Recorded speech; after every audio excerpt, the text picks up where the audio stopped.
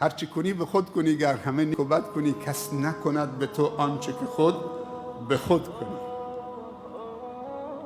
امشب شب 23 یکی از شب‌هایی است که امید هست شب قدر باشه.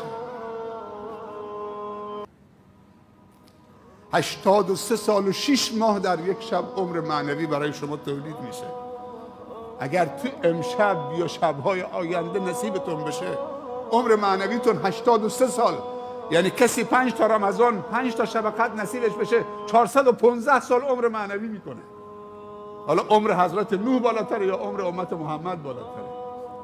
10 تا شب قدر نصیبش بشه حساب بکنید 800 سال 900 سال تو 10 تا شب قدر اگر نصیبت بشه. لیلة القدر خیر من الف شهر، سلام هی حتی مطلع الفجر.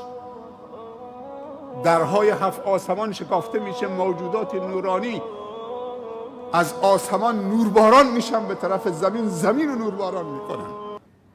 دنبال رکوع کنندگان و سجده کنندگان هستن، دنبال حلقه های ذکر هستن، با مؤمنین تو این شبها مصافحه میکنن.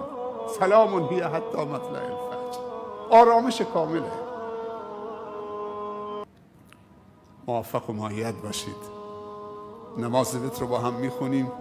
لحظاتی هم چه هر کسی با خودش و خداش خلوت میکنه. 5 دقیقه، 10 دقیقه، 2 دقیقه با زبان مادری خودت بعد از دعای وتر، بعد از نماز وتر دعا بکن. التماس دعای خیر داریم. موفق و مایت.